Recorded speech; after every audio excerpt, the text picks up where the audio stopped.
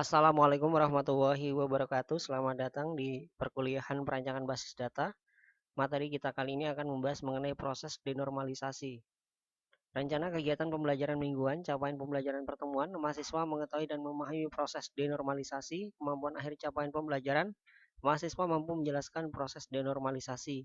Bahan kajian yang pertama mengenai redundansi dan bentuk-bentuk denormalisasi, dua atribut turunan, tiga atribut yang berlebihan, tiga rekapitulasi, penilaian mahasiswa mampu menjelaskan proses denormalisasi melalui kegiatan tanya jawab dan diskusi di kelas.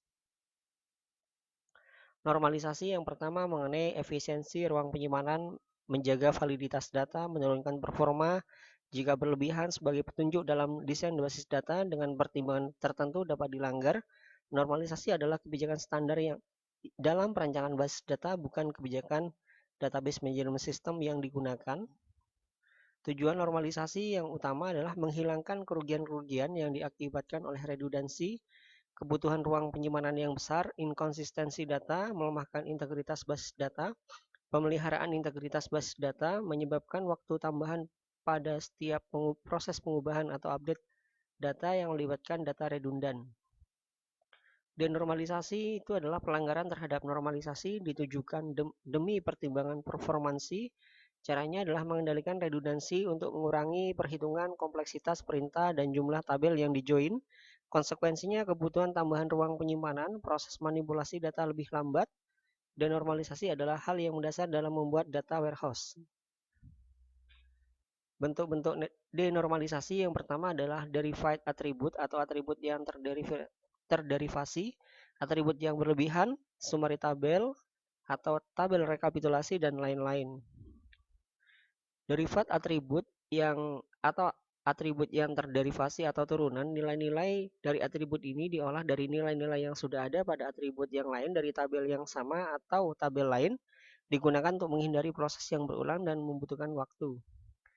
Contohnya di sini adalah contoh derived atribut, di mana di sini ada tabel mahasiswa, di sini juga ada tabel terkait dengan nilai, di sini ada tabel kuliah. Nah, di sini akan ada hasilnya seperti ini. Ini adalah contoh derived atribut dan akan menghasilkan report atau laporan. Bentuk relationship-nya seperti ini. Jadi mahasiswa, di sini dia limericknya adalah NIM, kuliah ID, nilai mutu, nilai, ya seperti itu. Jadi di sini akan menjadi relasi ya, dan masuk ke tabel nilai. Hasilnya akan seperti ini. Nah, itu dia. Ada lagi query join ya. Query join di sini kita menggunakan estimate subtree cost 0,015 022 ya. Hasilnya seperti ini. Jadi untuk query joinnya seperti ini. Ada lagi tabel scan. Jadi kita akan cek juga untuk IP mahasiswa juga akan menghasilkan estimate subtree cost 0,004024,9 ya, seperti itu.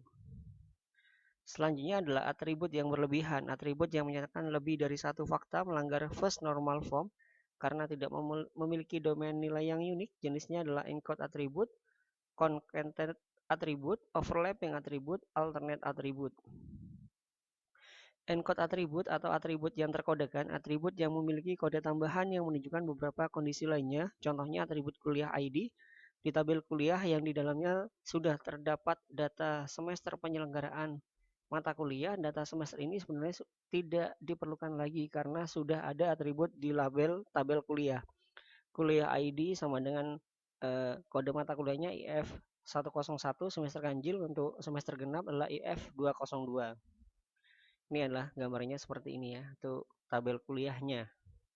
Selanjutnya adalah concatenated atribut atau atribut golongan, atribut dalam domain komposit. Contohnya adalah atribut NIM di tabel mahasiswa yang merupakan gabungan dari 4 digit di bilangan tahun masuk, 2 digit program studi, dan 4 digit nomor urut mahasiswa.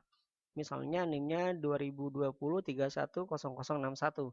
Keterangan untuk NIM-nya adalah 2020 adalah mahasiswa masuk pada tahun 2020, 31 adalah program studi teknik informatika, 0061 adalah nomor urut mahasiswa sesuai dengan urutan registrasinya.